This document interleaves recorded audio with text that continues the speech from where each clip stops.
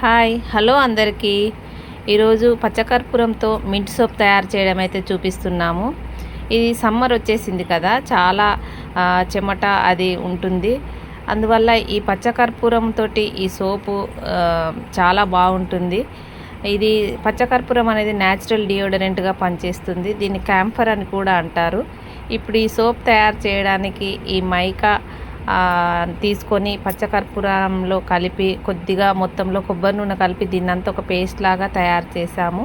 ఈ మైకా అనేది body safe అండి. గ్లిజర్ని తీసుకొని చిన్న చిన్న క్యూబ్స్ లాగా కట్ చేసి, చూడండి ఇలా క్యూబ్స్ కట్ చేస్తున్నాము. మేము తయారు చేసే సోప్స్ అన్నీ ప్యూర్లీ ఆర్గానిక్ హ్యాండ్మేడ్ సోప్స్. ఏ విధమైన కెమికల్స్ అలాంటివి ఏమీ ఉండవు. దీంట్లో ఈ మింట్ సోప్లో మేము వాడే essential oil peppermint essential oil. ఈ పెప్పర్మెంట్ ఎసెన్షియల్ ఆయిల్ కూడా ఇచ్చినెస్ రాకుండా బాగుంటుంది స్మెల్. ఇలా కట్ చేసిన క్యూబ్స్ని అయితే ఓవెన్ సేఫ్ జార్లో తీసుకున్నాను. మన సోప్స్ని ఆర్డర్ చేయాలంటే స్క్రీన్ మీద కనపడుతున్న నెంబర్కి మెసేజ్ చేయండి. సోప్స్ ఆర్డర్ పెట్టుకోండి. దీన్ని ఓవెన్లోనైతే పెట్టడం జరిగింది. ఓవెన్లో ఒక 2 మినిట్స్ మెల్ట్ చేసిన తర్వాత ఓవెన్ నుండి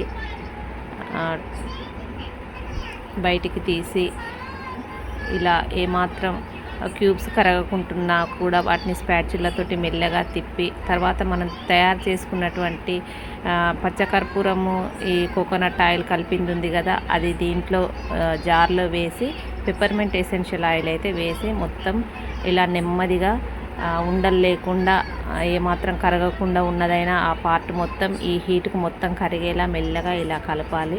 కలిపిన తర్వాత దీన్ని ఈ మౌల్డ్స్లో అయితే నెమ్మదిగా ఇలా పోయాలి. కలర్ కూడా చూడండి ఎంత బాగుందో. ఎసెన్షియల్ ఆయిల్ వేస్తే మంచి అరోమా స్మెల్ బాగుంటుంది. ఈ పచ్చకర్పూరం స్మెల్, ఈ ఎసెన్షియల్ ఆయిల్ స్మెల్, ఈ రెండిటితోటి సోప్ అయితే సూపర్ స్మెల్ వస్తుంది. స్నానం చేసిన తర్వాత కూడా ఎంతో మనకు రిఫ్రెషింగ్గా ఉంటుంది.